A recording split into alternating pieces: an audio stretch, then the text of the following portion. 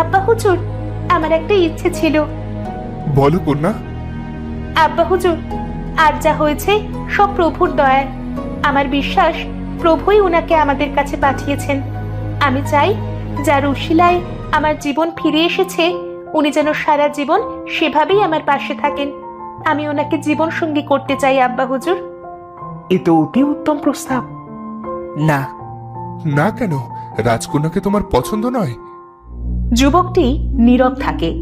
রাজকন্যা কান্না লুকিয়ে বলে, যা কিছু সুন্দর তা দূর থেকে দেখাই ভালো। সমস্যা নেই, আল্লাহ আপনার মঙ্গল করুন। তারপর এক সমুদ্র দুঃখ বুকে নিয়ে যুবকটি সেখান থেকে চলে যেতে যেতে মনে মনে ভাবে, খোদা তোমার মঙ্গল করুক রাজকন্যা।